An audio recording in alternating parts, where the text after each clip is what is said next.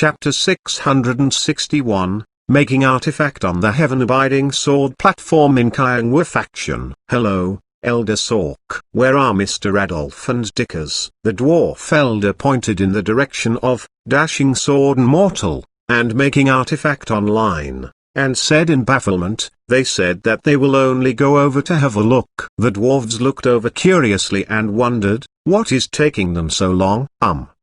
The blue-robed old man looked embarrassed. "I'm sorry for the delay," the old man said immediately. "We'll go call them over." 10 minutes later, the dwarves stood on the side and exchanged a look of bafflement. What is taking them so long? My goodness, isn't this Elder Sork? At this moment, some alchemists noticed the situation over here. "I'm surprised that you're here. Where are the people of Alchemist Union?"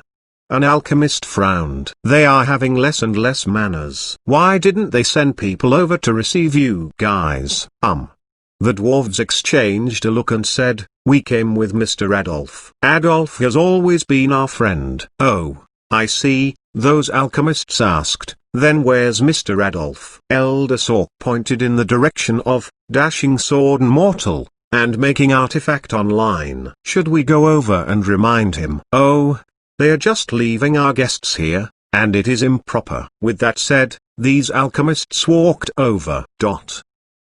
20 minutes later. What's happening? Totally forgotten. The dwarves scratched their heads in puzzlement.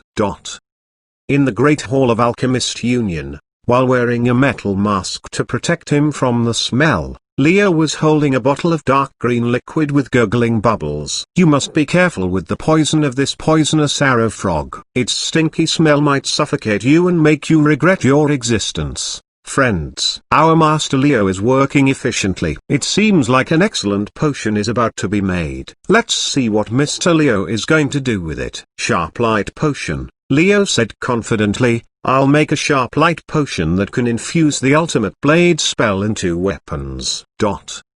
Meanwhile, Master Lamb, the master sword blacksmith with bulging muscles, was pumping the bellows with great efforts to stoke fire over a piece of silver-colored metal. The furnace had a blue flame with white threads in it, looking different from ordinary flames. "We're casting an excellent compound battle sword," Lamb said while pumping the bellows. "We must hammer this block of star-patterned iron flat, so it can completely wrap around this black ink steel." The clanking hammering sounds came from the visual projection.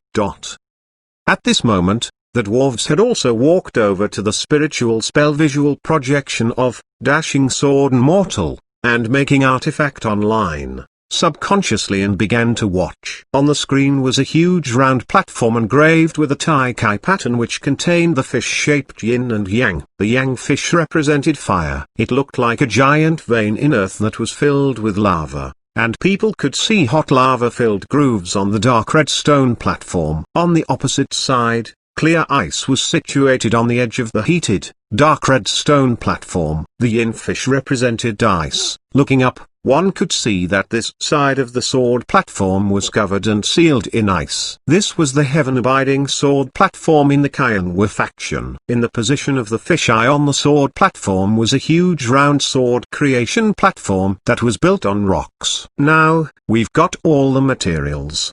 On the spiritual spell visual projection, a young man stood before the hot sword creation platform and took out all the materials he had prepared. The young man wore a blue and white robe and a green jade headpiece and carried a sword case on his back. "Today, we'll forge a ghost blade which is relatively simple to make."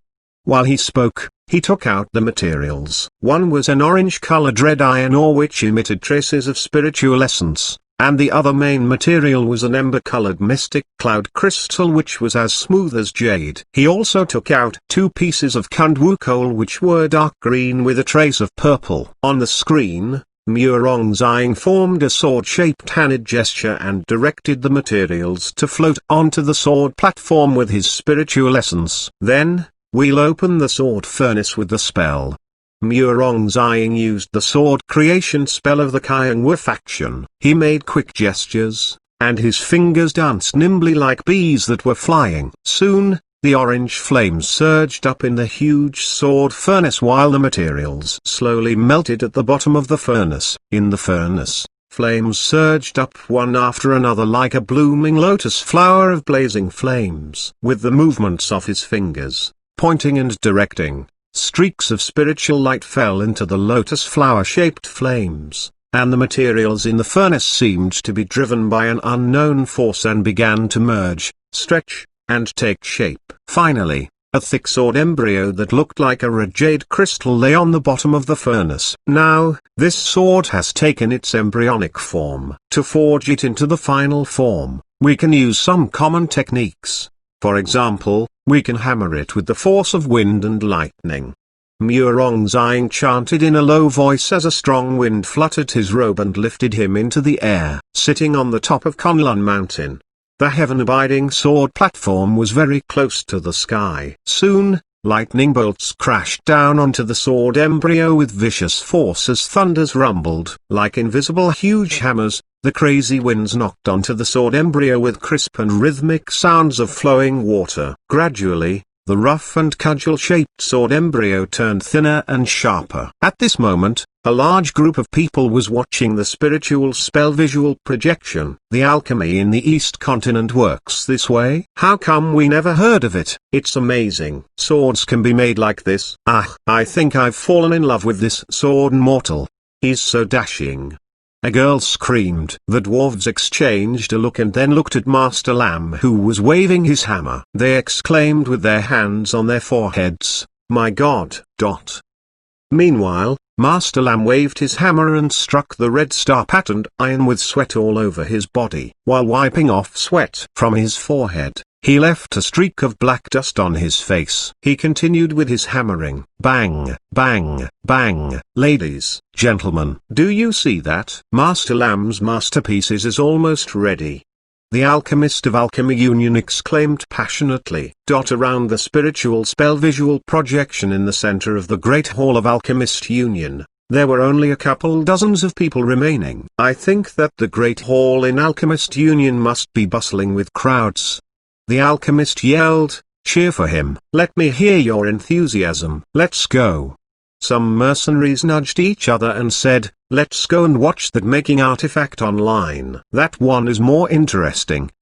Chapter 662, Friendship in the Legend of the Sword and Fairy. Meanwhile in the internet cafe, the elves and knights all stood behind Mr. Fang and exclaimed, "Swords are created this way? How can you people of the East continent do things like this? You travel in style using the sword control technique, you kill monsters in a dashing way, and you even turn the hammering process of making a sword into such a gorgeous performance. Each of your moves screams style and elegance." At this moment, Murongzang waved his right hand, and the sword body which was being forged and hammered repeatedly flew from the sword creation platform in the Yangfish into the ice pool in the Yinfish, drawing an elegant curve in the sky. Even Elder Sewell looked dumbfounded, let alone the young elves. They all screamed. On the screen, Murongzang finally finished the basic creation of the sword, and pushed up his imaginary glasses. Then, Mr. Fang immediately realized his mistake. How come I feel like I put up the wrong pose? How can one create swords this way? Seeing the sword mortal dressed in blue and white clothes standing in the wind and lightning bolts, the Alchemist Union erupted in exclamations. Where is the place shown in the spiritual spell visual projection? Do you think this kind of people really exist in the world? A male mage asked. Of course, they exist. The girls glared at him with red eyes, especially Dickers. She already had intense murderous spirit in her beautiful eyes as she looked over. They must exist. At this moment, Adolf and Elder Sork of the dwarf clan exchanged a look of surprise. What do you think about this young man's sword creation skill? At this moment in the visual projection, a heavy ink black sword with orange luster flew out from the chilly ice pool. Of course, creating a sword wasn't so simple. There were still processes such as creating the crossguard, handle making, engravings, and spirit injection to be done. Well, today's live stream ends here. Thank you for watching. Tomorrow, we'll live stream the rest of the processes. including engravings and spirit injection. Don't miss our show. That's all. Hurry, go and find out the user of this spiritual spell visual projection. Find out the person who forged the sword in the visual projection. How come the Alchemy Union knows nothing about this method of alchemy? Adolf felt incredulous. To them, this sword creation method combined alchemy skills and blacksmith skills. For example, with only blacksmith skills, one couldn't merge all the materials in the sword furnace. I'll go and investigate. Dickers thought that she couldn't sleep until she found out the source of the visual projection. Then, many female voices rose from behind her. We'll help. Please count me in. Me too. Meanwhile, in the Origins Internet Club, Mr. Fang exited the game and stretched. It was so tiring. I hope it can bring the shop some popularity and reputation. Mr. Fang murmured to himself.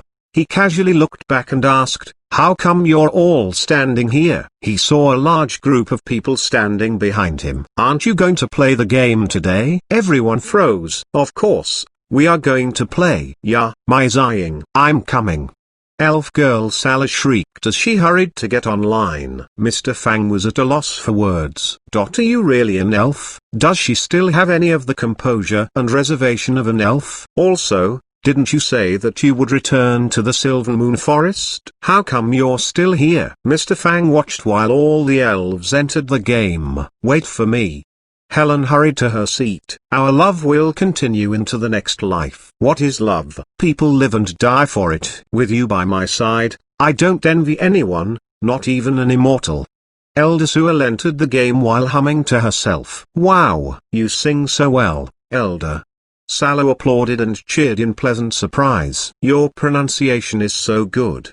Commander Elven praised as well. It was the song Seeking Love in Sword and Fairies played by Kinji. She had even learned some foreign language in order to sing the song, which earned her many envious glances. Can we learn this? It sounds so complicated. I don't think it's easier than the sword control technique. For the peace-loving elves, the sword techniques and spiritual spells were not as important or interesting as the miraculous scenery in the grand world shown in the game. Come and look.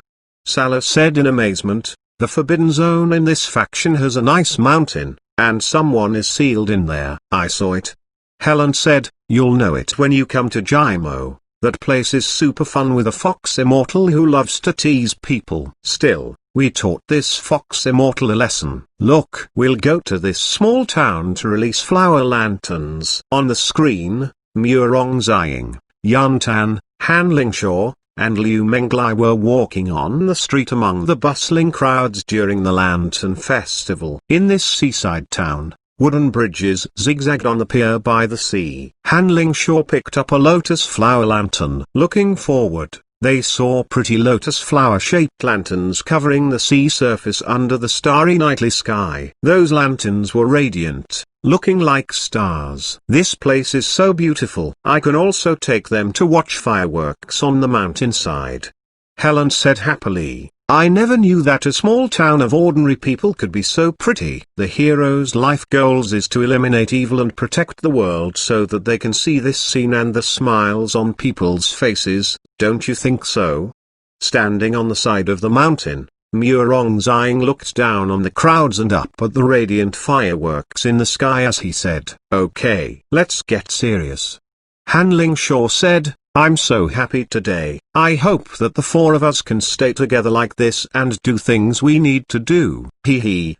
Salah chuckled and said, I wish that I could tour a world with them each day. It's super fun, and I can learn lots of stuff. I wish we can stay together like this forever. While the Legend of Sword and Fairy 1 talked about fates and the Legend of Sword and Fairy 3 emphasized reincarnation, the Legend of Sword and Fairy 4 touched people with the simple yet sincere friendships that were formed among the four people as they toured the world. TL note, as a game, The Legend of Sword and Fairy 2 was bad, so not many people ever played it. Their search for immortals and their fates were all based on their friendships which would deepen as time went by. Chapter 663, The Ancient Legendary Place. Buzzer Mountain. The players in the old shop progressed much faster in the game compared to the players in the new shop. The Legend of the Sword and Fairy 4 is a story about their search for immortals before they battle with the demon realm. Jiangxi Oyu was also live streaming. Yo ha ha ha. They are having so much fun. Beside her, the big white deer had just arrived at the Jaimo Lantern Festival and was enjoying itself. But the Xuanhuan faction isn't as good as I imagined. Jiangxi Oyu had progressed faster in the game. By now, she had returned to Xuanhuan after experiencing many events in Jaimo. By now, the Xuanhuan faction had discovered Han Lingshaw's identity. She was a tomb thief, which immediately strained the relationship between the faction and her. On the other hand, the battle between the Xuanhuan faction and Fantasy Netherworld was drawing near. The first half of The Legend of the Sword and Fairy 4 was an uneventful Xianxia story in which the young people searched for immortals and helped the weak and the innocent together. They grew up as they met different people and experienced different things as bystanders. While touring the world and experiencing life, the young people grew out of their innocence and began to consider the differences between humans and demons, right and wrong, and the meaning of life. People would change and mature as they got more worldly experiences. Their views on the world were no longer simple and naive. For example,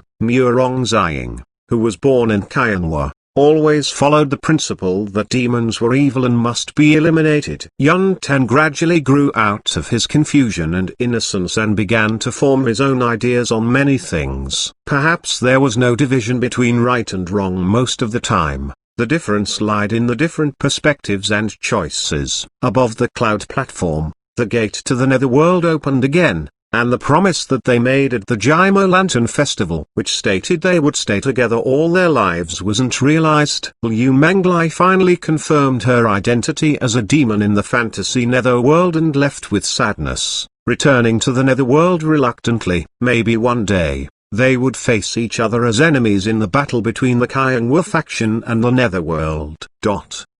Outside the Forbidden Zone where Xuanxiao was sealed in ice, the players finally heard the truth about the Xuanhuan faction and the netherworld 20 years ago from the faction master. Faction master Su Yao instructed the disciples to read the confidential information in the faction scrolls and told them the truth of that battle. With astonishing talent and a lifetime of hard work, Daoyin spiritual master, the 20th master of our faction, finally understood the secret method of ascendance in his last years of life. This method requires the combination of the forces of a yin sword and a yang sword as well as the support of the disciples. From then on, the faction put in 3 generations of manpower and materials and finally made the Xi sword and Wangxiu sword. Yin and yang swords must be merged with their users, and the process usually takes years. On the other hand, the ultimate spiritual essence needed for the dual swords to ascend is too much for humans to cultivate. Daoyin spiritual master considered this for a long time and found a miraculous place while he observed the stars. This place has abundant spiritual essence and is perfect for us since it is useful to us, and we should be able to control it. However, this place belongs to the netherworld which doesn't allow us to use it. With excellent talents, disciple Xuanxiao and Suyu were chosen to be the hosts for the dual swords. 3 years later, the netherworld, which opens every 19 years, opened again. Xuanxiao and Suyu launched the dual swords and froze the netherworld to activate the powerful spiritual essence. However, the netherworld resisted us stubbornly and even killed King Spiritual Master, the 24th faction master, causing a long-lasting fierce war. At the critical moment, Suyu, the host of Wangxiu sword, became afraid and escaped with her lover and senior brother, Yun Dan King, bringing her sword with her. Xuanxiao, the host of the Xi sword, couldn't control the netherworld all by himself. In the end, the netherworld got away from Kunlun Mountain. In the battle, more than 100 elite disciples died. This was the battle between humans and demons in the opening cinematics at the beginning of the game. At this moment, the major streamers in the old shops had almost all come to this part. In fact, the first half of The Legend of the Sword and Fairy 4 wasn't difficult, so the players other than the elves who paused to enjoy the views had almost the same progress in the game. Oh. Since humans can't travel to the netherworld, if we want to find Mengli, we need to go to the ghost realm and find the shadow branch which can travel through any barriers. In Sutanji's live stream, Elder Su looked amazed. Then, I must take Lingshaw and Xiang to the Buzzer Mountain and find the path to Inconstant Hall, right? What is Buzzer Mountain? The players in the new and old shops were all curious. The mountain is so powerful that it can even support the sky. Such mountains exist. By now, the name of Sutanji's live stream room had been changed into Elder Su Takes You to Tour Buzzer Mountain. At the same time, the big white deer had come to the shop early today and was exiting from the game when it saw this idle elder live streaming. Princess Xiaoyu, come and watch Elder Su's live stream.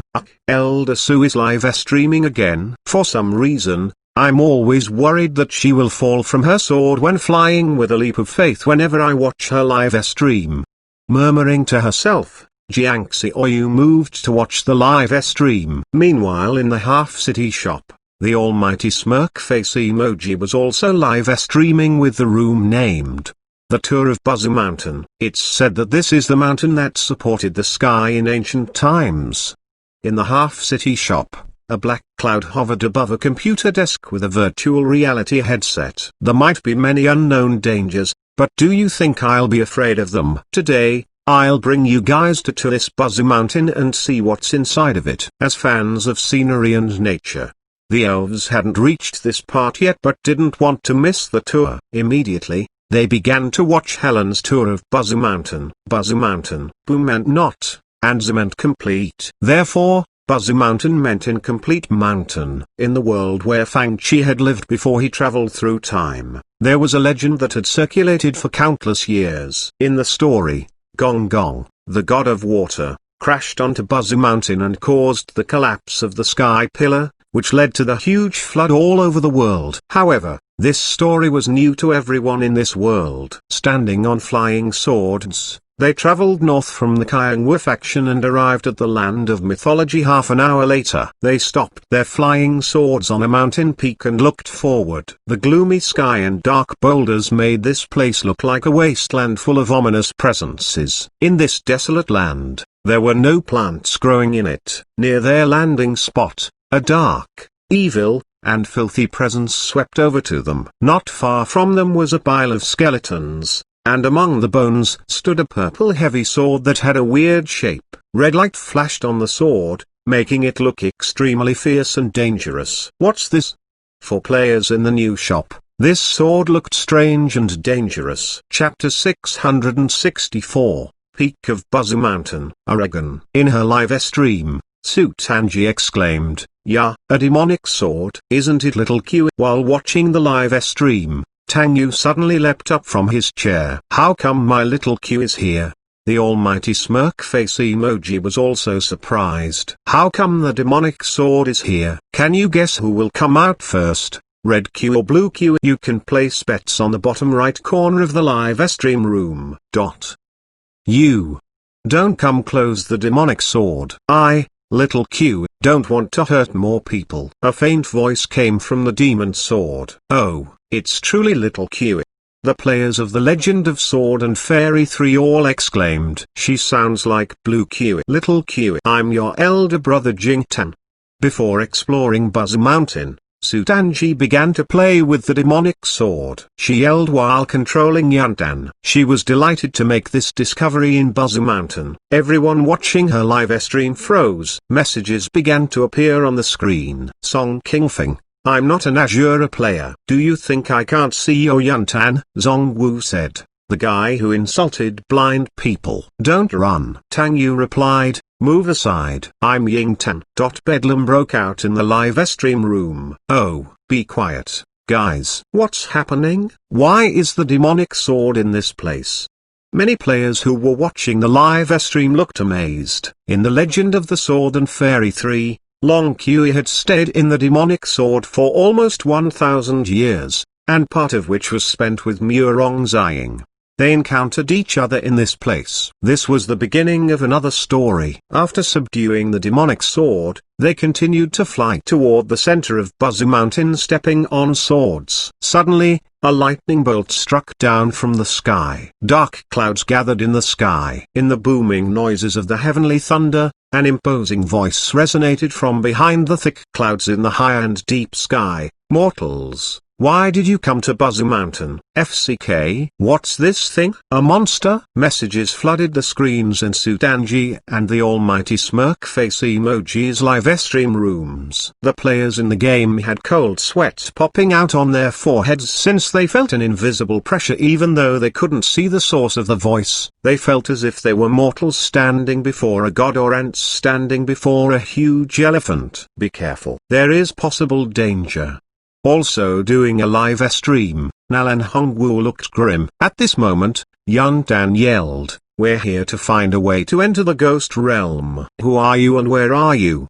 Dan is a bit dumb. Comments appeared on the screen. "What's this? Something is coming out from the clouds," the elves exclaimed in the new shop. The storm clouds gathered in the sky while lightning bolts flashed one after another, turning the whole world white. At this moment, a figure larger than a mountain appeared before them. It had an elk's antlers, a snake's neck, a fish's scales, and eagle's claws. It looked extremely miraculous and dignified. "What's this?" The elves, knights, and mercenaries in the new shop all exclaimed in alarm. It looked like a legendary godly creature instead of a monster. Maybe, it was indeed a legendary godly creature. Soon, the thick and widespread clouds revealed a huge dragon that looked like winding mountains. "Godly dragon?"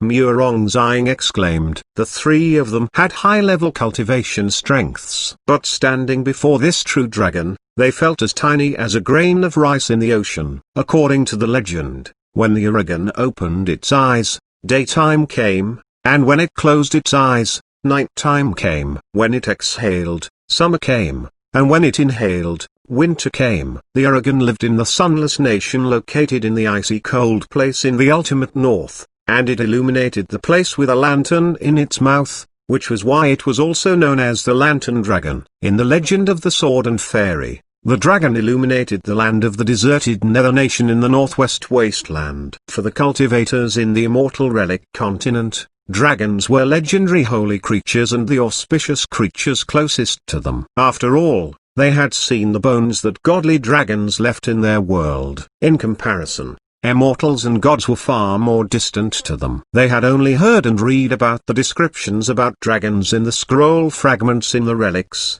but they had never seen real dragons before. Having lived for many years, Nalan Hongwu had never felt so stunned or moved before. Standing before the dragon, he was stunned by its ultimate grandeur and stunning beauty. The dragon's voice boomed like thunder. When it was pleased, the sky cleared. When it was angry, the sky turned dark. When it breathed, strong winds swept all over the world. Is it a true dragon? Nalan Hongwu yelled. "Is this a true dragon?" Messages flooded the live stream rooms instantly. Jiangxi Oyu was dazed by the scene. "Ah, my ancestor looks so miraculous and magnificent." The big white deer covered its head with its hooves. "Ah, I'm scared. I'm scared." "Is it a true dragon?" It was the dragon from the primeval times. Ghost realm. Mortals are existences that are as tiny as grains of sand in the 6 realms. Do you really understand what the ghost realm looks like? The dragon's voice boomed like thunder. "I don't know what the ghost realm looks like, but we must enter it to find a friend." Yun Ten yelled as booming thunders resonated around him. Yun Ten was still a little dull and innocently dumb. However, it was because of these traits that got rid of any irrelevant thoughts that usually filled an ordinary person's mind. He only had the single-minded thought that he must find his friend even if a godly dragon blocked his way. Even though there were great dangers in the ghost realm, he wasn't as afraid as ordinary people. Ordinary people would turn jelly-legged and couldn't even speak when they faced such a horrifying existence such as a true dragon. But Yun Tan was brave. Even though it might be derived from his ignorance, it showed his great courage since he could speak these words before such an existence. "I don't dislike bold mortals but hate mortals who are loud. If you dare, come up to the coiling dragon pillar. The Aragon's voice boomed like thunder again. You might not get out of Buzzy Mountain alive. My goodness, what does Yun-Ten want to do? Does he want to challenge a godly dragon? The people in this world felt as if their minds had turned blank. Chapter 665, Bold Mortals. Fine, I'll hold you to it. Just wait. With that said, Yun-Ten ran toward the coiled dragon pillar. Not only the people in this world, but Yun-Ten's teammates, Han Lingshaw and Murong Ziying, were shocked by his audacity. Having grown up in the wilderness, Yun-Ten was like a piece of blank paper and always said what was on his mind. He never had any wicked thoughts. His father Yun-Tan King had taught him that men should be fearless, so Yun-Tan became such a person. When the godly dragon challenged him to go up to the coiled dragon pillar, he just did it without a fuss. The huge ancient godly dragon stone statue winded up along the deserted Buzzy Mountain and spiraled up along the coiled dragon pillar to the high and distant heavens. If the players went up along the coiled dragon pillar all the way to the dragon head, they would probably reach the new immortal realm shown in the Legend of Sword and Fairy 3. The players of the Legend of Sword and Fairy 3 could see the huge dragon head when Chonglu and Jingtan battled many years later. Of course, the godly dragon only challenged them to go up the coiled dragon pillar to test their strength and courage and wouldn't allow them to travel to the top. It must be noted that in the world shown in the Legend of Sword and Fairy, there were many immortal realms, and they were not related to the abodes and residences of the immortals in the heavenly realm. The immortal realms could be divided into heavenly immortal realms and mortal immortal realms. The latter were like blessed cave abodes in the mortal realm such as Penglai where the spiritual essence was abundant. The new immortal realm discovered by Peng and Chonglu in the Legend of Sword and Fairy was a heavenly immortal realm which was a blessed cave abode in the heavens. The story of the Legend of Sword and Fairy 4 happened after immortal General Peng reincarnated as Prince Long Yang of the Jiang nation but long before Jingtan was born, which was why the players had encountered the demonic sword and Long Q. It meant that even if the players could force their way up to the top, the most they could see was probably the ruins of the battle between Peng and Chonglu many years ago. The coiled dragon pillar wasn't easy to walk on since the players couldn't fly up with the sword control technique. The higher they went, the stronger the gusts would be. If they were not careful, they would fall and shatter into pieces. In fact, they might be knocked down by heavenly lightning bolts and encounter all kinds of demons.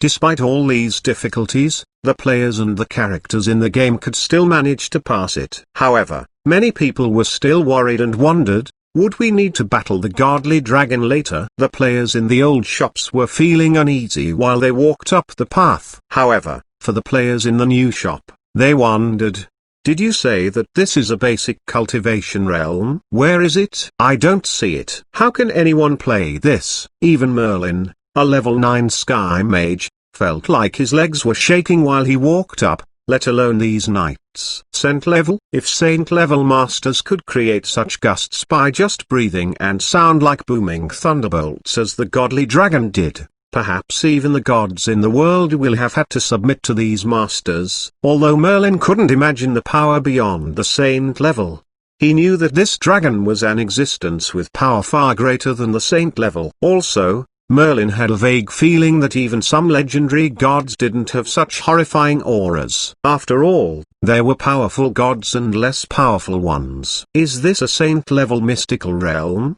He suppressed the horrifying thought and chanted silently, this is a fantasy. It must be. This chant calmed him down a bit. After all, few people could face the Aragon as fearlessly as Yun-Tan. Hey, we're up. Where are you?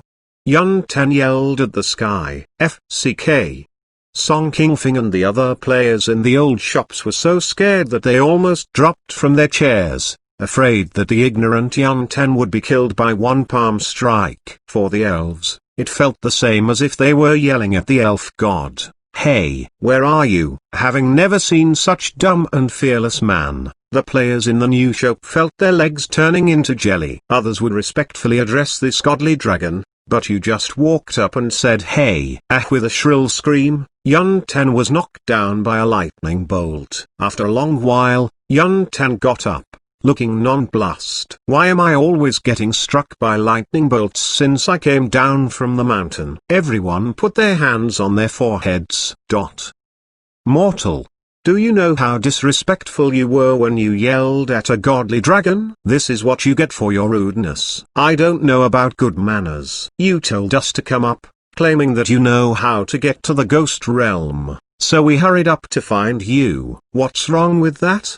Yun Ten was honest and frank. He didn't have the concept of politeness. This gloomy place was a portal leading to the depths of the ghost realm, and it was a very important portal between the heaven and the earth. Otherwise, it wouldn't be guarded by the Aragon. If it allowed people to enter this portal easily, then everyone could go to the ghost realm whenever they wanted. Therefore, people had to pay a great price for the entry. The godly dragon demanded the life of one of Yun Tan's teammates as the price. The life was useless to the godly dragon, but it would act as a warning to all others that no one could pass it with ease. However, Yun Tan would never accept this condition. "If you anger me, I'll kill you all."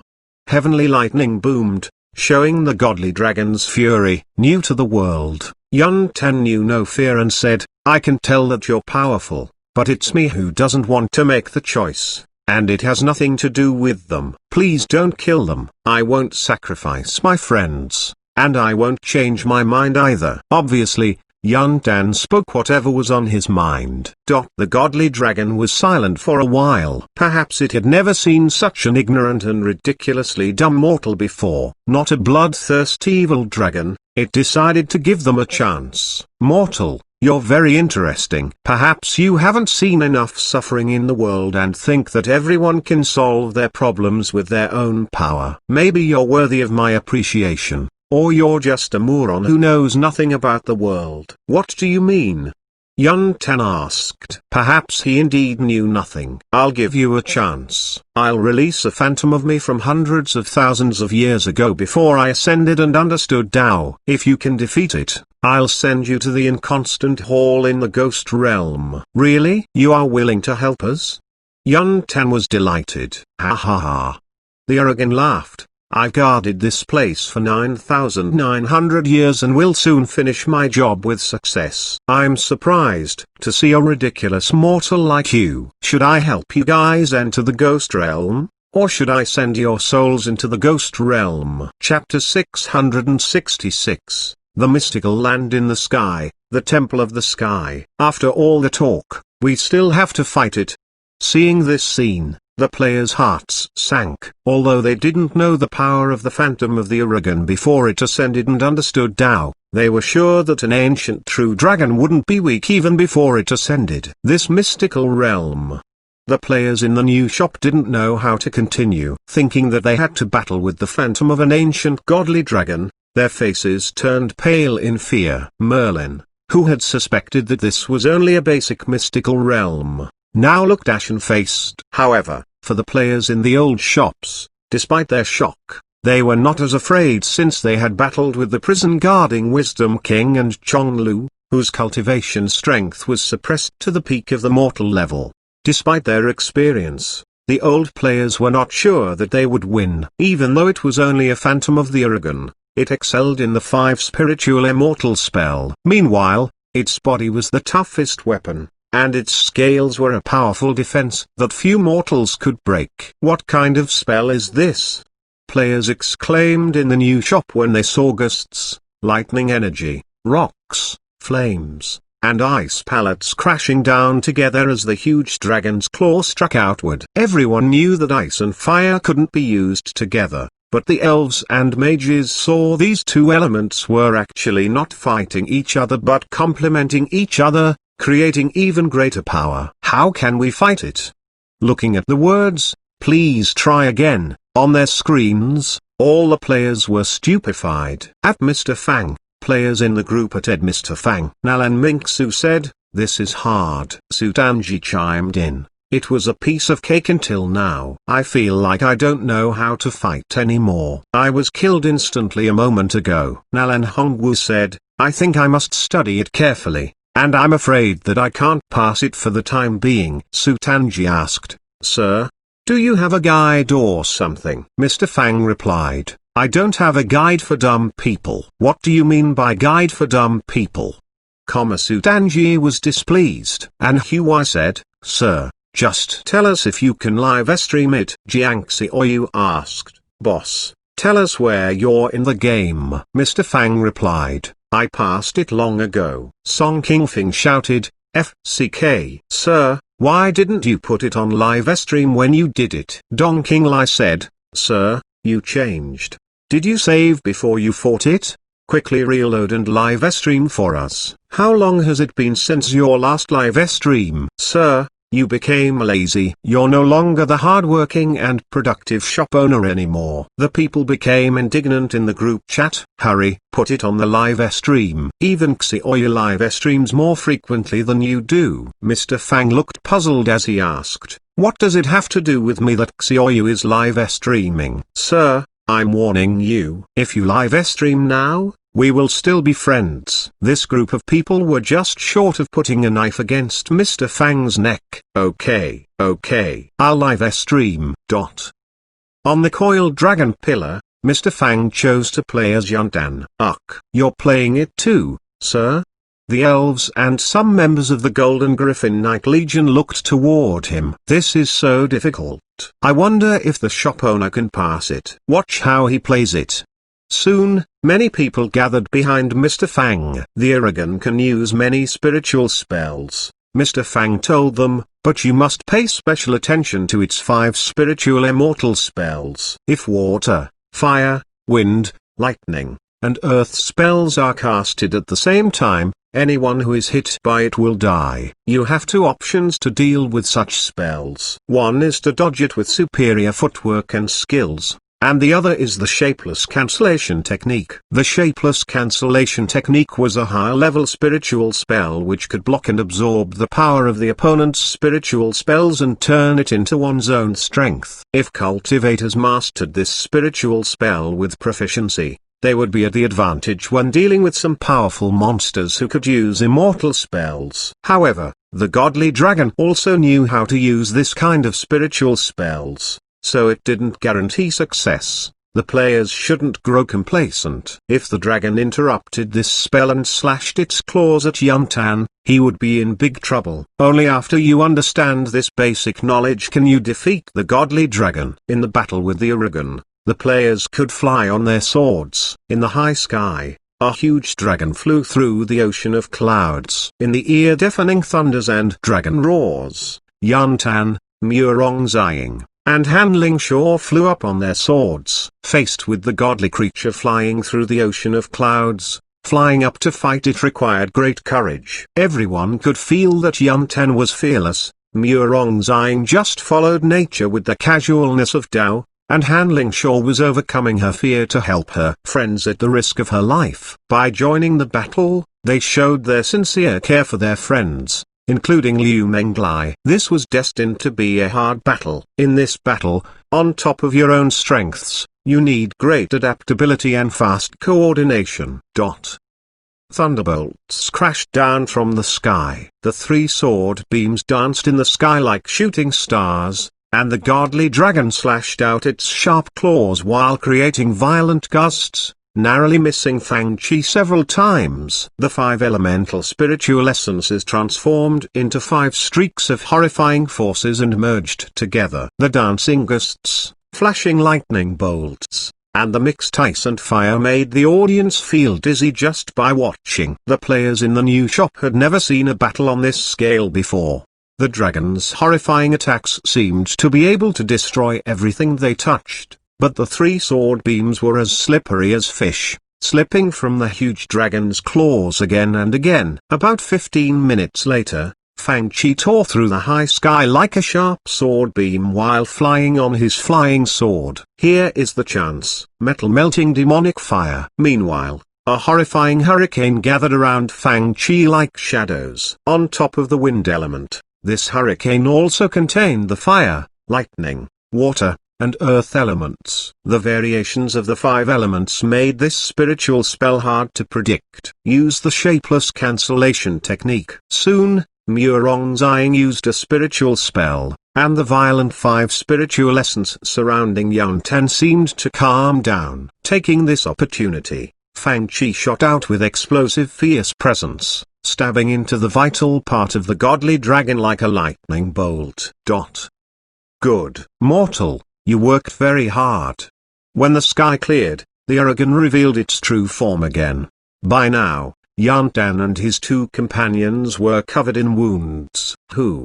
Mr. Fang exhaled deeply, feeling exhausted. In the end, the godly dragon helped the main characters go into the ghost realm, disguising them for 24 hours so that they wouldn't be discovered by the ghosts. After several turns of events, the main characters finally got to the shadow branch in the ghost realm that could travel through the barrier of the demon realm, which was known as the Netherworld. In the process, they also encountered Yuntan King, who hadn't entered the reincarnation yet. Yuntan finally got the chance to ask his father why his parents did what they had done in the Qianghua faction and forced Yunxiao to seal himself in eternal ice. Yuntan King admitted that he was sorry about what happened to his senior brother and then explained why he had left with the Wangxiu sword. If they tried to seal the demon realm with the dual swords, the demon realm would refuse to submit. Only the initial battle caused the deaths of many elders and elite disciples in the Qianghua faction, including faction master King's spiritual master. Even if they defeated the demon realm, only a few cultivators in the Qianghua faction would survive the battle. Perhaps only a handful out of the 1,000 disciples could survive this battle, and this was the most optimistic estimate. For Yuntan King, ascendance and becoming an immortal was meaningless if it meant the destruction of almost the entire faction. If the battle prolonged, heavy casualties would appear, and the entire Qianghua faction would be turned into a living hell. Since the elders were unwilling to back down from the plan, Yuntan King had no choice but to leave with the Wangxiu sword to end the war. Meanwhile, Yuntan's parents happened to save a young and severely wounded demon and put it under the care of Liu Shifeng. And this demon was Liu Menglai. This was what happened about 20 years ago. On the Nether River, the main characters encountered Han Lingshaw's uncle, who was doing hard labor working as the boatman on the Nether River. With his help, the 3 young people got the chance to escape from the ghost realm. Sometimes, fates were unpredictable. For generations, the people of the Han family had been tomb thieves, thinking that they were doing a good thing to dig out the treasures from the tombs to help the living people. However, due to the disturbances that they caused the dead, the people of the Han family not only got short lifespans of less than 30 years but had to do hard labor to redeem themselves after death. Han Lingshaw had spent a lifetime searching for ways to seek down and become an immortal, so she could change the fate of early death for the people in her family. However, in the end, she discovered that the technique to prolong the lifespan was useless for people in her family. Everyone had one's own fate. Just as Han Lingshaw's uncle, Han Bekyang, had said, everyone had their own destiny, no one could change it. After coming out from the ghost realm with the knowledge that her days were numbered, Han Lingshaw, who had reprimanded Yuntan for his recklessness, made an even bolder decision: steal from the Temple of the Sky. The main characters had made the wish and said, the 4 of us will be together like this all our lives, doing things that we need to do. Menglai might still have a chance to realize this wish. But Han Lingshaw couldn't live long enough to see that day. Han Lingshaw wanted to get a meaningful item to replace her company with Ziying, Tan, and Menglai. After a lot of thinking, she decided on the Huyi Sun shooting bow in the Temple of the Sky. TL note: Huyi is a mythological Chinese archer. He was also known as Shen Yi and simply as Yi. He is also typically given the title of Lord Archer. He is sometimes portrayed as a god of archery descended from heaven to aid mankind. Now that Yuntan had a great sword made by Ziying, he still needed a good bow. No one had imagined that such a grand tomb hovered in the sky, like a floating city in space. This secret garden in the sky was magnificent and beautiful, ancient and vibrant. Standing in the temple, the main characters looked forward and could see an extremely wide path leading to the heavens. Under the blue sky, they looked down and could see puffy white clouds under their feet. Seeing this scene, The audience members' jaws dropped, feeling like this palace with gold tiles and white walls was more stunning than anything they had seen. Are they going to steal from such a tomb? The players thought that either these characters or themselves had gone crazy. Chapter 667, Hu Yi Sun Shooting Bao, Immortal General Gumang. Perhaps the main characters had sensed the fierceness of the imminent battle between the Qianghua faction and the demon realm. On one side was their best friend Liu Menglai, and on the other side was Qianghua, which hadn't treated them well and seemed to have used them as chess pieces. But it was still Murongzhang's faction. When they returned, regardless if they returned to the demon realm or Qianghua, they would be in danger. Han Lingshaw wanted to steal the item to help her friends, but they didn't want her to take the risk all by herself. In the end, Murongzhang and Yun Tan decided to accompany her to the Temple of the Sky. The Temple of the Sky was guarded by heavenly soldiers, which meant that regardless of who was buried in the tomb, it was a highest-ranked burial place that few existences in the whole world, both in heaven and on earth, could enjoy. The players in the old shops had been to the outer range of the Ghost Realm in The Legend of Sword and Fairy 3. So this trip to the Inconstant Hall in the Ghost Realm wasn't something too novel for them. But the situation was different this time. In the Yuan Yang City shop, Zhongwu, Gatinian, and the others were sitting on the couches in the lounge area. While stuffing a couple of hot strips into his mouth, Zhongwu stared at the screen with widened eyes. This is so grand. Whose tomb is this?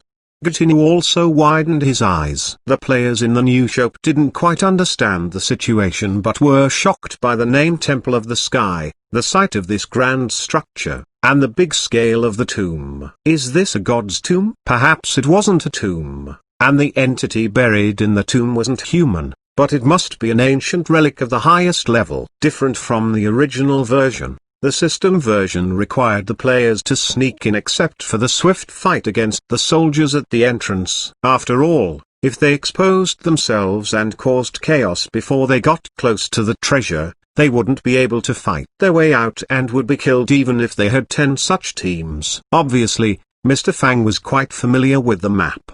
By dodging the guards, he soon led his companions to the palace in the southern corner of the Temple of the Sky. The Temple of the Sky was a grand tomb hovering in the sky, and it was so large that people couldn't see the end with one glance. Of course, Yun Ten and the others couldn't tour every corner of this place. On the topic of the Temple of the Sky, Han Lingshaw's grandfather had to be mentioned. Coming from a family of tomb thieves, her grandfather had had the chance to enter this place due to great fortune. After he returned, he seemed to have gone crazy and murmured to himself all the time. Still, some members of the family got some clues from his few mentions of this trip. It seemed that Han Lingshaw's grandfather only ventured into a small part of the huge tomb, which was like the tip of an iceberg. However, in this small corner, he had seen an unimaginable treasure, the Hu Yi Sun Shooting Bao. According to legends, there had once been 10 suns in the sky, and people in the human world suffered greatly because of them. Godly archer Hu Yi shot down 9 suns and thus eased the drought on the land and saved many people. The main characters couldn't see any sources of light in the ancient palace, but soft light illuminated the interior. The lighting was perfect, neither blindingly bright nor dim. Shaped like an upside-down tower, the interior of the southern palace had no guards, but the main characters had to be careful of the restriction arrays and traps while they ventured down. After walking down to the ground level, they could see a wide high platform in the Great Hall. The ancient long bow was hovering over the platform silently. It seemed like no one was guarding it, and there were no protective measures. The scene of 9 suns in the sky and the blazing fire were engraved on the green jade-like stone surface of the bow. In one glance, the scene seemed to be the background of the ancient bow. For one instant, it brought the audience back to the distant ancient time. It just hung there silently, but people could feel the streak of powerful spiritual essence in it. They seemed to hear the hoarse roars and yells from that era of 10 suns. Wow! The elves screamed. Even Elder Sul covered her mouth, trying to suppress her thrill and shock that were pouring out. For elves, the bow was one of their inheritance weapons since ancient times, and all of them were great archers. Although they didn't know the history of this bow, they could still vaguely sense the grand presence from this ancient and elegant long bow at this moment. She came here to steal this bow and give it to Tan. Humans only had a short lifespan of about several dozens of years, but even this short lifespan was a luxury for Hanlingshaw. Regardless of how many days are left in my life, I want you to remember me as your good friend, okay? At this moment, Yantan and Hanlingshaw's feelings toward each other might have gone beyond friendship, but they treated these feelings as a part of their friendship and wanted to remember each other forever. Perhaps it was due to fate. The treasure in the Temple of the Sky happened to be a perfect weapon for Yantan. Having no good gift for Murongzaying, Hanlingshaw apologized to him. I don't care about godly weapons, but you must keep your promise and stop doing tomb thefts which will further shorten your life. Murongzaying said, I don't approve of what we do today, but I'm your friend, and I will do anything for you guys and bear any consequences for taking this bow. At a young age, these people weren't greedy and didn't scheme for any personal interests, which made their friendship even more pure and precious. In fact, Hanlingshaw had given Zaying a 9-dragon silk sword tassel, which was a royal item, a perfect gift for him since he had been a royal member of the Yan nation before he joined the Xuanhuan faction. She had pushed it into his hand to bribe Uncle Master Zaying, and Murongzaying hadn't paid much attention to it at that time. Now that he thought about it, he suddenly found this thing quite precious due to their friendship. Murongzaying suddenly turned silent. At this moment, all the players watching the scene turned silent as well. Then, could it be that they'll take the godly bow just like that? Sutanji asked in bafflement when she watched Hanlingshaw go over to take the bow. At this moment, a voice came from the void. Sinner, put down the Huyi Sun shooting bow right now. A god who had a human head, a pair of bird wings, and was wearing a golden headpiece suddenly appeared before them. I'm Immortal General Gamang, and I'm guarding the Temple of the Sky. Sutanji was at a loss for words. Song Kingfing said, Elder Su jinxed it. Oh, it's not my fault.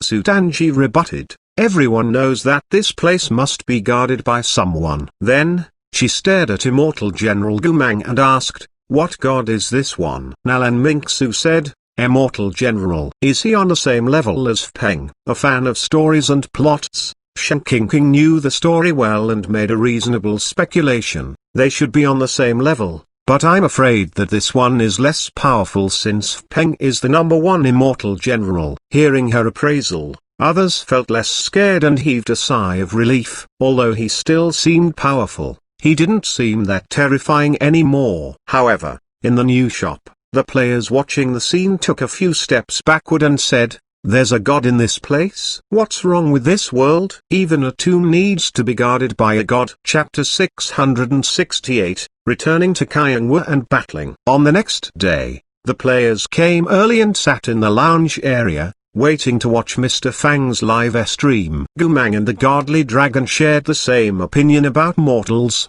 and they believed that these tiny existences weren't worth their efforts. Considering that Hanlingshaw didn't want to take the godly bow for herself, he intended to kick them out of the Temple of the Sky instead of killing them. Godly dragon's presence?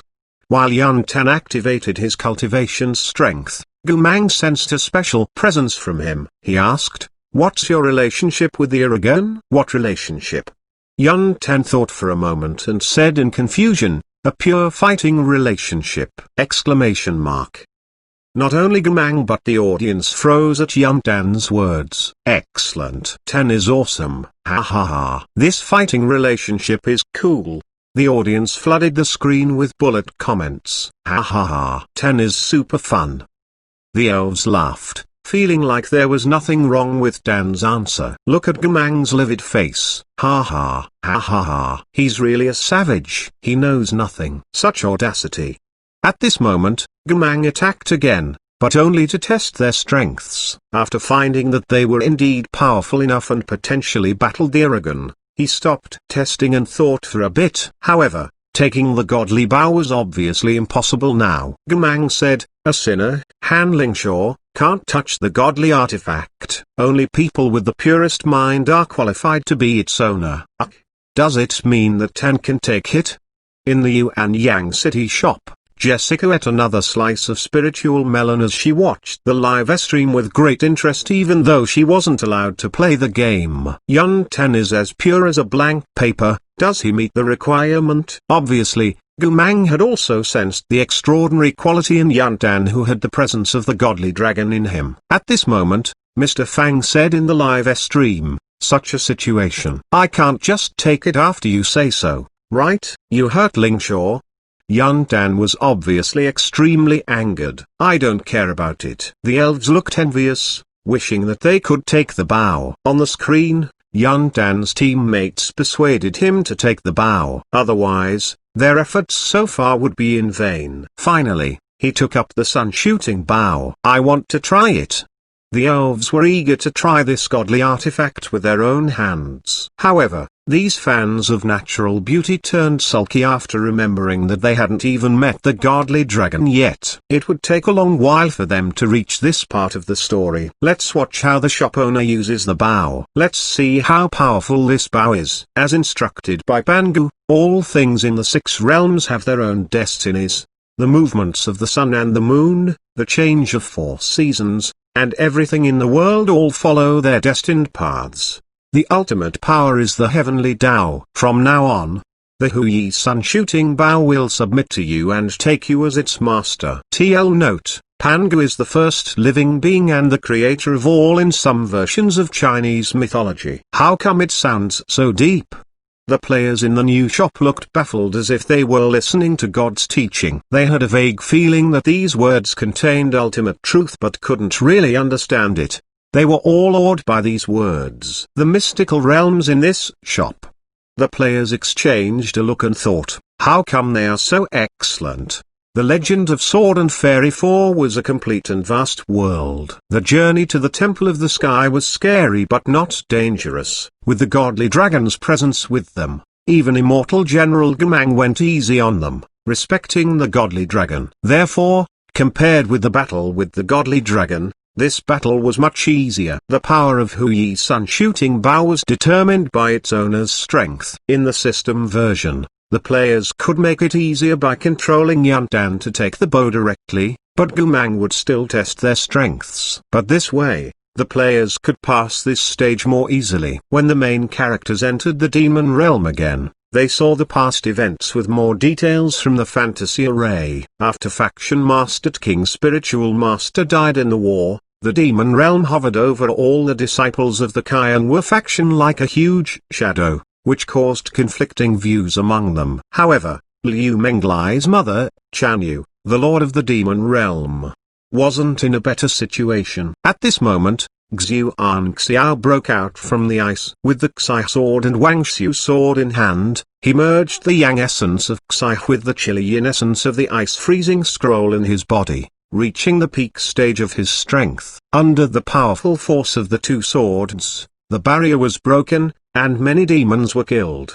The purple crystals which was used to supply energy for the demon realm were taken away. Stimulated by the prospect of imminent ascendance, the disciples of the Xuanhuan faction were mad with murderous spirits, even turning against Murongzing and Yuntan, their peers in the faction. As the latter tried to dissuade them, it proved that certain things could indeed turn people into maniacs. Demon General Guixi was killed at the entrance of the demon realm. The battle was happening between Chanyu, the fatigued lord of the demon realm, and Xuanxiao, who was in the prime of his life. Everyone shivered silently as they watched the extremely powerful Xuanxiao who emitted blazing murderous spirit. The viewers weren't even this scared when they saw immortal General Gumang, emitting blazing flames and chilly icy mist. Alternatively, Xuanxiao's murderous spirit almost suffocated the audience even through the screen. At a loss for what to do in this situation that was extremely one-sided, Tan and his friends watched many demons getting slaughtered while they tried to protect Liu Menglai and a few others. Godly artifacts chose their owners. The Hui sun-shooting bow chose its owner, and so did the Wangxiu sword. Perhaps due to the workings of destiny, Han Lingshaw was the new host of the Wangxiu sword. Born at a yin hour and a yin moment with a life of contradictory elements, only her appearance could wake up the Wangxiu sword. Yun Dan had used this sword for years and didn't see anything special in it. But after Han Lingshaw appeared, he hacked open his parents' tomb with the sword at the Rock Creek Cave. However, due to the aggressive power contained in the Wangxiu sword, its activation would damage the vital soul of the host, who wasn't a cultivator. When the dual swords were used to trap the demon realm, it would cause even greater damage. Yun Ten had given the Wangxiu sword to Xuanhuan due to his guilt for the things that his father had done and helped Xuanhuan break out from the ice. At that time, he didn't know what Xuanhuan would do with the sword. When Yun Ten found out, it was too late. Tan, it's been a while since I last saw you. Big brother missed you. Despite his selfish intention for using Tan, Xuanhuan was still grateful to Dan, who had helped him when he was most in need. He and Dan had even become sworn brothers. Perhaps since everyone whom Yun Dan had met after he came down the mountains were good to him, he trusted everyone he met, including Xuanhuan. Big brother, is everything you told me a lie? Your only purpose is to take back the Wangxiu sword. You only want to take spiritual essence from the demon realm and ascend to become an immortal. What happened in the past, real and fake, are not important, Xuanhuan said gravely. The most important thing is that you're still my brother. After I ascend and become an immortal, it's a piece of cake for me to save Han Lingshaw. Xuanhuan even invited Yun Dan to ascend with him, fulfilling the great achievement that the Qianghua faction had been working on for in the past 1,000 years. Chapter 669.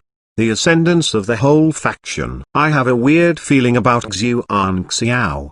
Hearing the maniac-like obsession in Xuanhuan's tone and seeing it on his face, the players found that he was no longer the ethereal-looking Taoist who had cultivated on the immortal mountains for years. Even the viewers could see it through the screen, let alone Yun Dan in the game. Naturally, Yun Dan didn't agree with Xuanhuan and insisted on the latter returning the Wangxiu sword. With the activation of the tremendous power in the Wangxiu sword, Han Lingshaw's condition was getting worse each day. He wasn't sure if she could survive until the day of ascendance. Xuanhuan, who was obsessed with the ascendance, wouldn't return the sword. There was no doubt about that. When Yun Dan lived on the mountains, he had nothing and knew nothing. He would be delighted by things such as catching a wild boar or having a fine clear day. Just as Yun Dan King had taught him, Yun Dan had been a fearless man. He didn't fear anything even when he collided with the godly dragon and faced the immortal General Gumang. However, at this moment, fear suddenly struck his mind. He was afraid that he would never see Menglai again,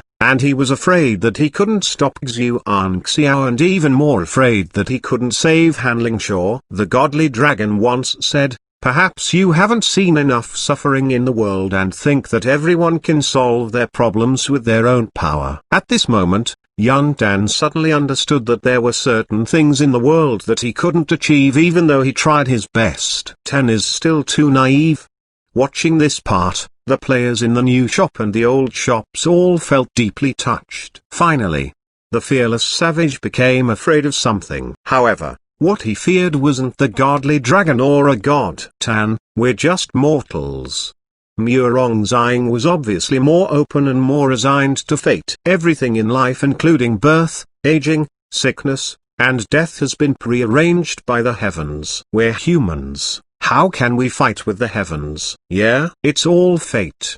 In the Jua City shop, Yuanyang City shop, and Half City shop, people like Nalan Hongwu, Ningbai, and Sudanji had played The Legend of Sword and Fairy 1 and The Legend of Sword and Fairy 3. Despite Li Xiao's great power, he still couldn't save Linga. Despite Peng's great power, he was still struck down into the mortal world. Some things were just beyond the power of humans. For the players in the new shop, even though they didn't have concepts such as the mandate of heaven, they knew about destiny, which was a mysterious and magical force that no one could touch. For Helen, Commander Elven, and the others, it was as distant as a god. For Merle, who was a supreme existence, Destiny was probably scarier than gods. Even if they could predict something, they didn't have the power to change it. This sense of powerlessness was enough to drive people into despair.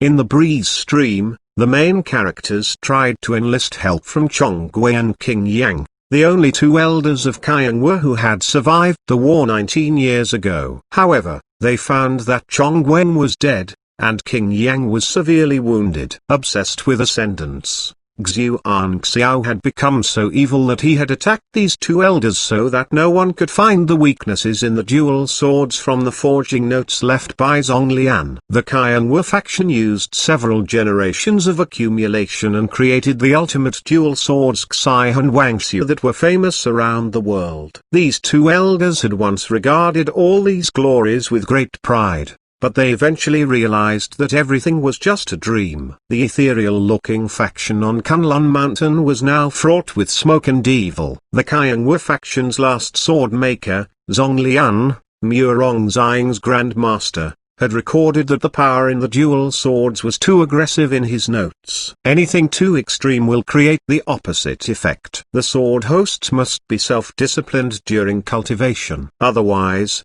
they would lose control of this power and get killed by it. The dual swords were spiritual artifacts that could help people ascend but could also become fierce weapons leading to catastrophes. The dual swords were too powerful. If the power of the dual swords got out of control, there wasn't a perfect solution. The only solution was the deaths of the hosts, which would lead to the evaporation of the power in the dual swords. In the Boxian town at the foot of the mountain, everyone was talking about the rumors involving the ascendance of the Xuanhuan faction. The viewers could hear mortals talk among themselves. I heard that places where the immortals live, they are going to return to the heavens and abandon us and our town. They will no longer give us clean water to drink. Except for ascendance, Xuanxiao had no other thoughts on his mind. After taking enough energy crystals, he did Yunten a favor and released the old, weak, sick, and crippled demons back to the demon realm and withdrew the seal that the dual sword placed on the demon realm. In this war,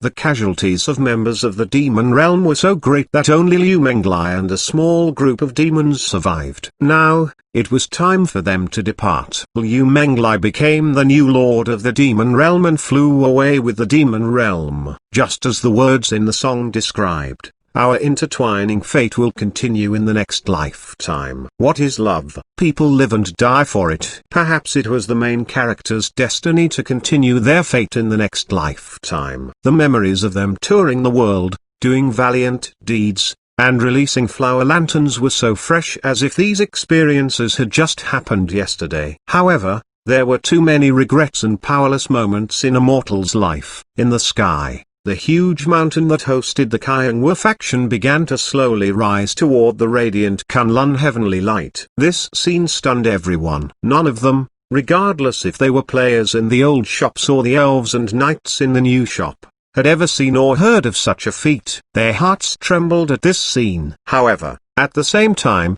a sense of melancholy filled their minds. When the main characters flew up on flying swords, they saw the ruined walls and buildings littering the Xuanhuan faction. Corpses lay in blood puddles on the square before the mountain gate, and the Xuanhuan faction that was as balmy as spring all year round was now deadly silent. The few remaining disciples were nowhere to be seen. On the cloud platform, Xuanxiao and Su Yao controlled the Xi sword and Wangxiu sword respectively. Although Su Yao wasn't the host, she was the faction master and could control the Wangxiu sword with Xuanxiao's help.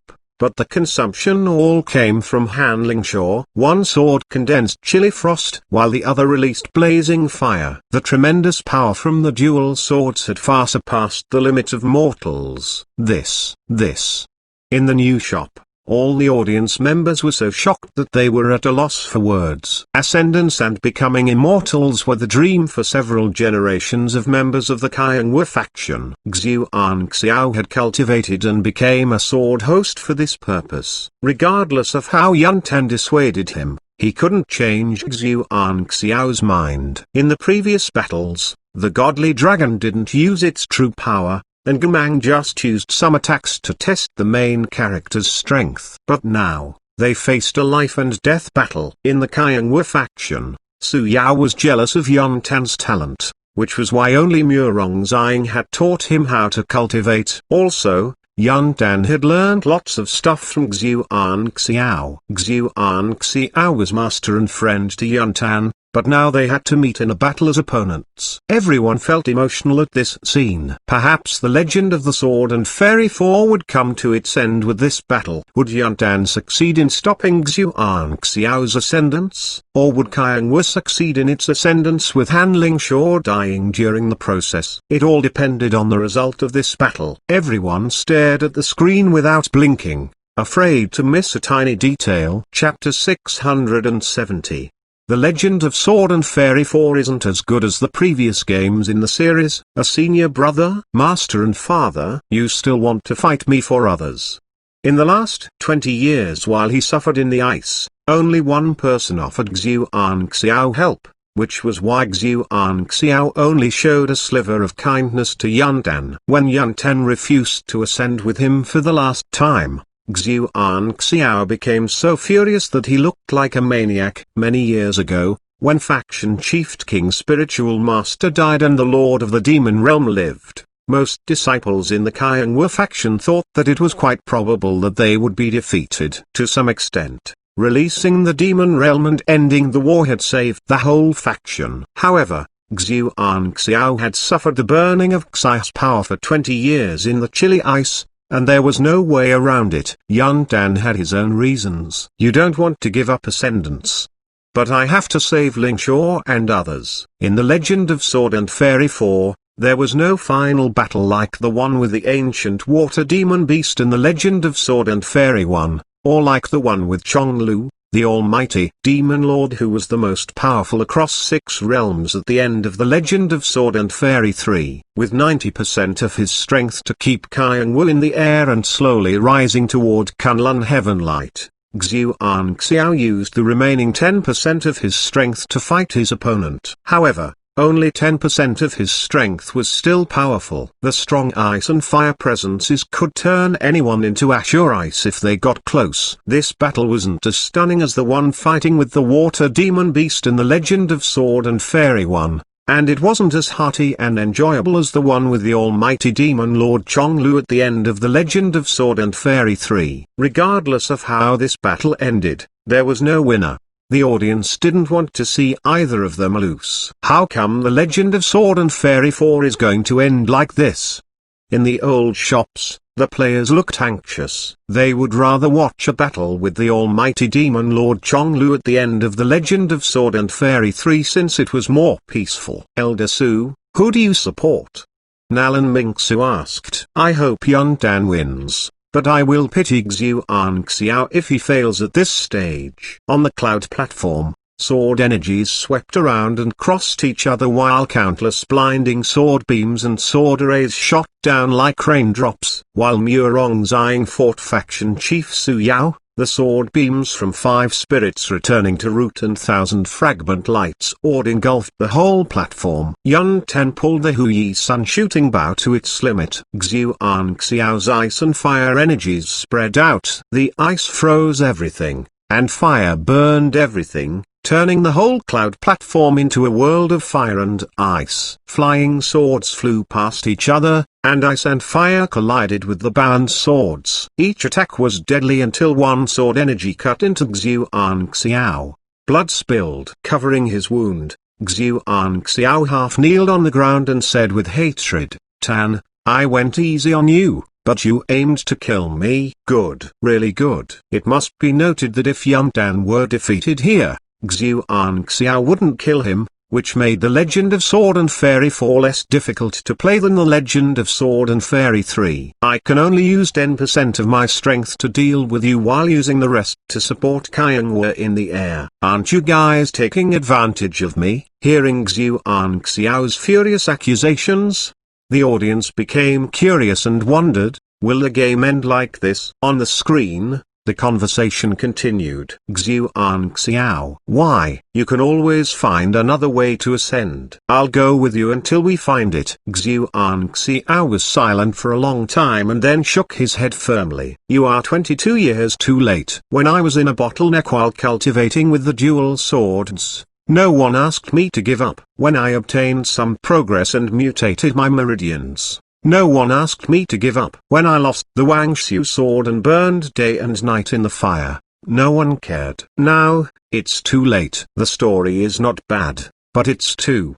Sutanji sighed. How can it end like this? At this moment, a wave of cold and radiant light fell from the sky. It was Kunlun heaven light that people of Xuanhuan faction had dreamed about. Even though Xuanxiao was wounded, it was too late for Yuntan to stop them from ascending in the last moment. Besides, if Yuntan tried, Xuanxiao wouldn't show any mercy anymore. How powerful were the dual swords? If they released their full power, it was no less than that of an immortal. An unrivaled force exploded from the swords. As the host of one of the godly swords, Xuanxiao's presence turned even scarier. Soon, the Xuanhuan faction would ascend with success. In the Yuanyang city shop, Jiangxi Oyu sat with other students of the Heavenly Academy. Is this the end of the Legend of Sword and Fairy 4? Tang Yu sent a bullet message. It's okay, but it's not as good as the previous games of the series. In the new shop, the people were also talking among themselves. Helen of the Golden Griffin Knight Legion said, it's quite good, but its ending isn't as good as that of Assassin's Creed. I have the same feeling.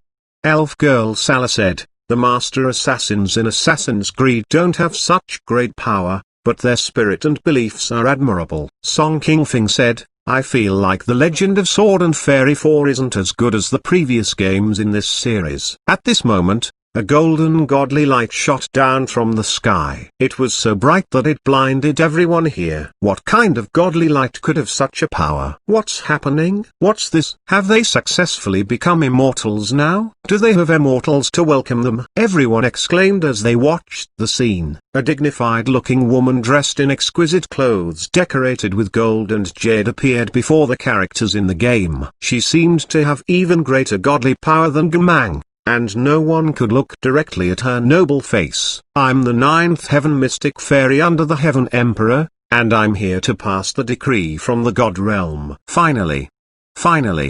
On the screen, Faction Chief Su Yao looked thrilled that the ultimate dream of Xuanhuan would come true. The players in the shops were all stunned. My goodness, they actually made it. Although they didn't approve of their method, the viewers were still stunned and excited about the grand feat and the success. Nalan Hongwu said, I'm surprised that they succeeded like this. However, they heard a cold reprimand. You are ignorant mortals who have turned evil. How dare you wish to become immortals? The Heaven Emperor decrees that the Xuanhuan faction worked against the Heaven Dao and committed great sins. The faction will be burned by heavenly fire and fall to the ground. The disciples will be imprisoned in the East Ocean whirlpool for 1,000 years. Su Yao's heart sank and turned cold. However, she wasn't the only one who was stunned. The audience also felt their hearts lurch. What's happening? Aren't they close to ascending with success? Aren't they going to obtain and temper their immortal bodies? What's happening?